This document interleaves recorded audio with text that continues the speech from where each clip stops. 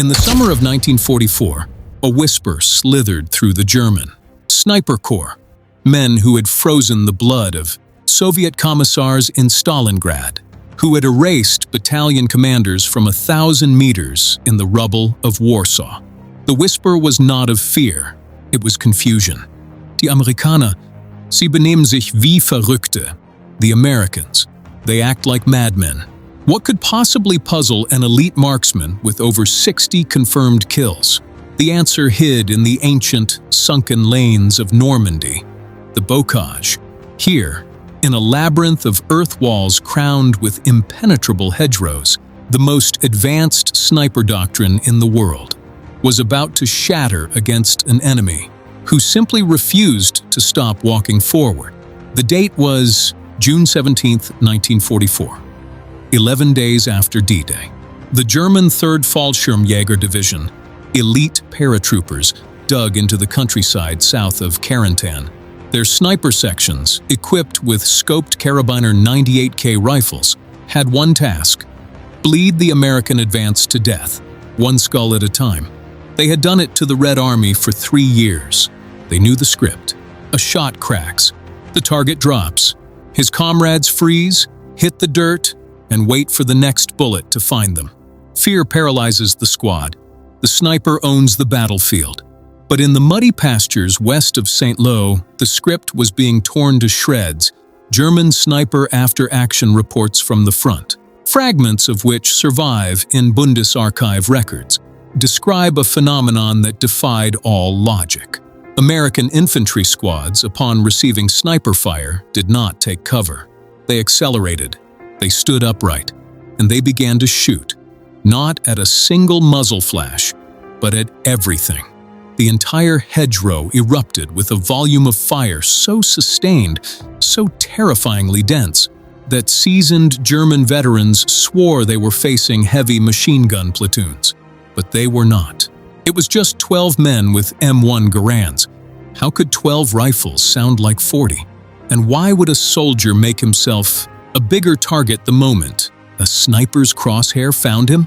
To understand that, we must first walk through the cold forests of the Eastern Front, where the German sniper learned his lethal craft, a craft that was about to become obsolete in the fields of France.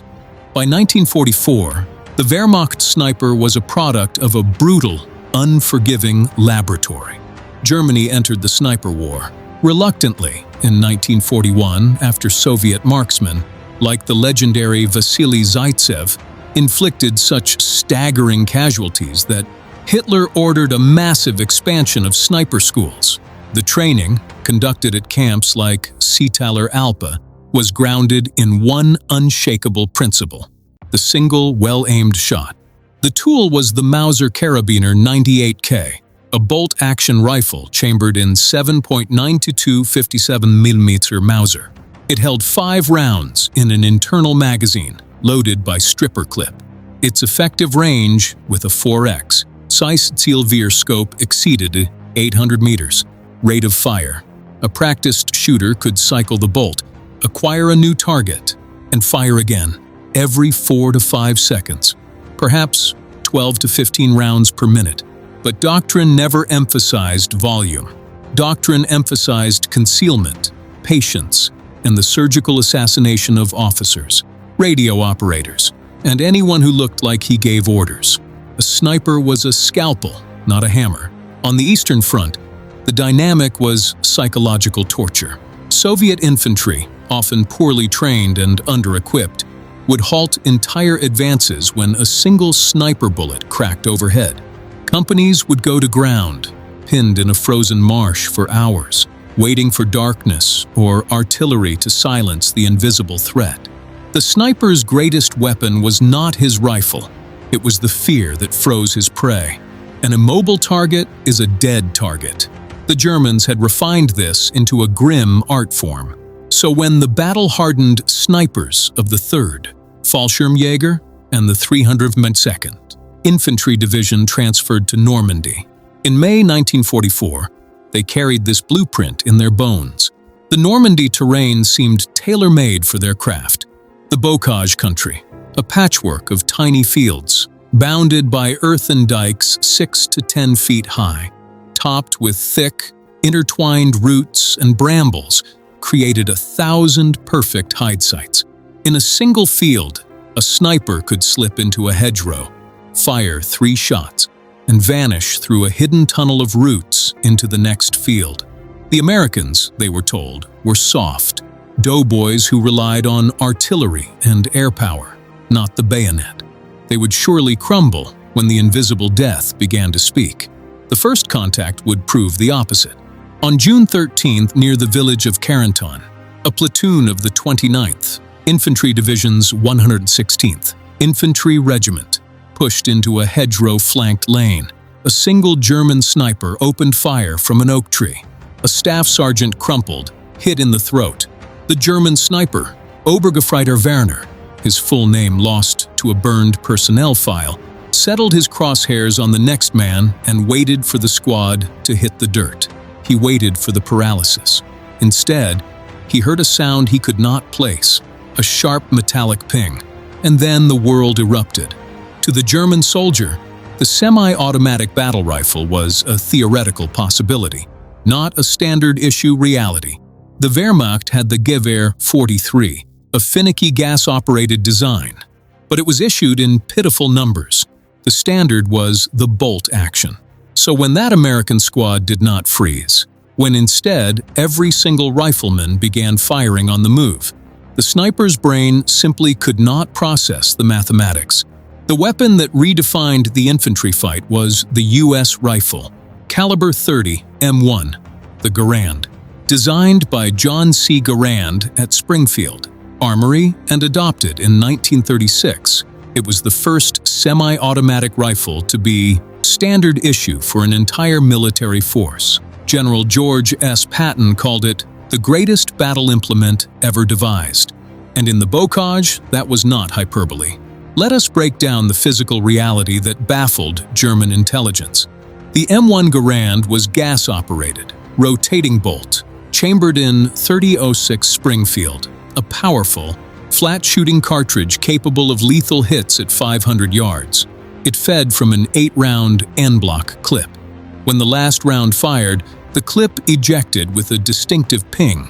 Critical specification: a trained infantryman could fire an aimed shot, roughly every 1.2 to 1.5 seconds. In a minute of sustained combat, a single rifleman could realistically deliver 30 to 40 well-aimed rounds, and in an emergency, dump the entire 8-round clip in under 4 seconds. The Kar 98K sniper, by contrast, had to physically rotate a bolt handle, eject a spent casing, strip the next round from the magazine, push it forward, lock the bolt, reacquire the target, and only then fire. His effective rate of aimed fire under stress was perhaps 10 rounds per minute. Now multiply that. A 12-man American rifle squad in 1944 included, by table of organization, 10 men with M1 Garands, 1 man with a Browning automatic rifle, BAR, and a squad leader often carrying an M1 or a Thompson submachine gun. When that squad switched to what they called marching fire, the mathematical disparity became an acoustic nightmare for the enemy. 10 Garands firing 3-second bursts of rapid, semi-automatic fire could pump out over 60 rounds in the time it took a single sniper to reload his Mauser twice. The wall of supersonic lead tearing through leaves and earth made it impossible for the sniper to hold steady. The very physics of his craft disintegrated. But the rifle alone was not the secret. The secret was a doctrine born in the sun-blasted training camps of Texas and perfected by a general who worshipped speed. In the months before D-Day, American infantry training manuals were being rewritten by fire. The U.S. Army had learned bitter lessons in North Africa and Sicily. The modern battlefield was not ruled by the careful volley, but by the immediate, overwhelming suppression of the enemy. The doctrine that emerged was called marching fire, advancing on the enemy, while pouring a continuous volume of bullets at his known or suspected positions. The goal was not necessarily to kill with every round, but to make the enemy's side of the field so lethal that he could not lift his head, aim his weapon, or communicate. General George S. Patton, commander of the U.S. Third Army, was a fanatical advocate. He drilled his divisions to understand that movement and fire were not separate phases. They were a single, fluid act. A moving foxhole is a bullet, he would say, colorfully mangling physics but capturing a truth. In the bocage, this translated into squads that refused to stop.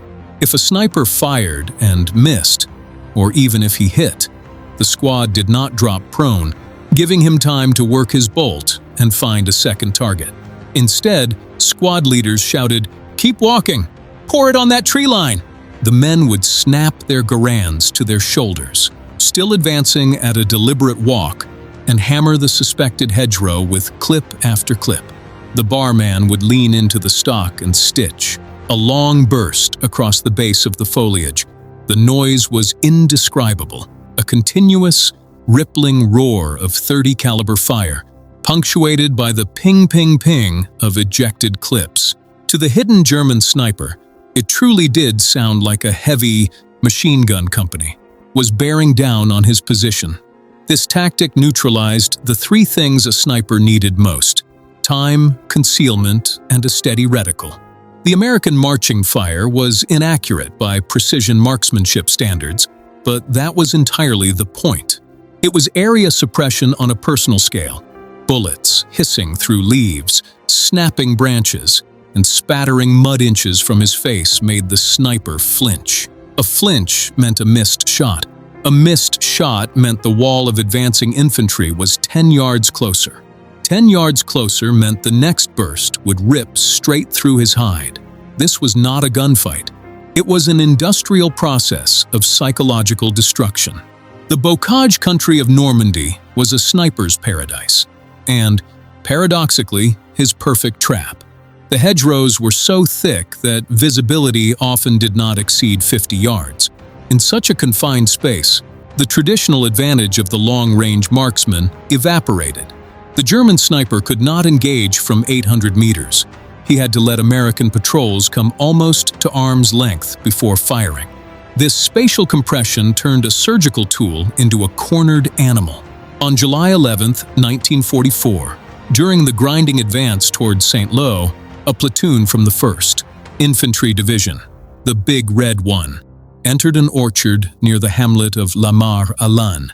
A hidden sniper, a veteran named Feldwebel Rolf K., his diary later recovered, wrote of the encounter, "I had a perfect angle on the lead sergeant. I squeezed the trigger and saw him fall. The rest of the gruppa should have scattered. Instead, they walked into the open ground, shooting from the hip, from the shoulder, bullets buzzing like hornets. I could not work the bolt fast enough. My spotter was screaming to relocate. I fired again. Missed. I never missed. But the curtain of lead made the scope jump. They did not try to find me. They set out to erase the entire hedgerow." Rolf's diary entry reveals the crucial breakdown. The German sniper was trained to read human behavior, to predict where a man would duck, to lead a crawling target. But the Americans did not duck or crawl in the first critical seconds. They presented a fast-moving, upright target, firing as they came. A sniper's scope, typically a 4x magnification, has a narrow field of view, tracking a walking man who is simultaneously jarring the sniper's nerves. With bullets is geometrically punishing. The sniper cannot lead properly. He cannot account for his own trembling.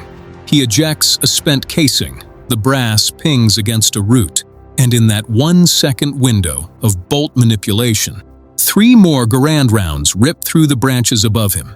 The sniper's optic becomes a liability. It restricts his situational awareness. Soon, he is no longer hunting. He is the hunted. There is a myth, popularized by post-war cinema, that the M1 Garand's ping was a death sentence, that German soldiers would wait for the clip to eject and then charge the defenseless American. In the bocage, the opposite was true. The ping was a declaration of contempt. It meant that an American Rifleman had just emptied 8 rounds. Into your position. Was now reloading for 4 seconds, and his 10 buddies were still firing without pause. The sniper, already flinching, heard the ping and knew the wall of lead was not going to stop. It was a psychological chime of doom. Accounts from captured German snipers, processed through prisoner of war, cages near Omaha Beach reveal a recurring phrase, "Sie hörten nie auf." They never stopped. In one documented interrogation, recorded by the U.S. 7th Corps Intelligence on July 22nd, a young sniper from the 17th SS Panzer Grenadier Division said, "With the Russians, there was silence. You shot, and the world waited. Here, you shoot, and the entire American army shoots back in 10 seconds. You cannot breathe. You cannot think. You become the hunted in your own hide." The marching fire doctrine did not just kill snipers, it dismantled their mystique. The invisible hunter became a terrified animal, deafened by the continuous supersonic crack of bullets overhead. The German squad-level counter-sniper tactics, honed on the steppe, relied on outweighting the enemy, identifying the shooter, and flanking while he was occupied with pinned-down infantry. None of that worked when the enemy was not pinned down, when he was relentlessly advancing. The sniper's only option was to flee deeper into the bocage, abandoning carefully prepared hides. Many were cut down by the bar as they scrambled over the next earth berm. The M1 Garand, combined with marching fire, had turned a tactical chess match into a game that only one side knew the rules to. By August 1944, the German sniper corps in Normandy was a broken instrument. The survivors, pulled back to the Siegfried Line, wrote urgent memoranda to Berlin. They demanded more semi-automatic rifles. They demanded new counter-tactics. They got neither in time. The American combined arms machine, the Garand, the marching fire doctrine, the fast-moving tank infantry teams had crushed the surgical war of the Eastern Front veteran. The legacy of that summer reshaped infantry combat. The world saw that the semi-automatic rifle, placed in the hands of aggressively trained soldiers, was not just a weapon. It was a force multiplier of psychological warfare. The noise alone disrupted the enemy's OODA loop. Observe, orient, decide, act, before he could ever settle his crosshairs. The German sniper, a master of stillness, was defeated by movement so audacious it seemed suicidal. But it was not suicide. It was a calculated gamble that overwhelming firepower could turn the hunter into prey. Today, as we analyze battlefields through the cold lens of technology, we might ask, was it the rifle or the warrior's spirit that won that duel? The M1 Garand was a mechanical marvel, but it did not fire itself. It was the doughboy, walking upright into the ghostly eyes of the hedgerows, trusting his buddy's bullets to clear the air, who broke the sniper's nerve. He knew that a single accurate shot could not stop 12 rifles firing in a continuous, deafening wave. In a war of shadows and hidden death, the Americans brought the thunder. And so the question lingers in the quiet fields of Normandy. If you were in that sunken lane, the crack of a Mauser still echoing, would you have trusted the doctrine and walked into the fire? Or would you have hit the dirt and waited for the next bullet? Comment below. What would you have done?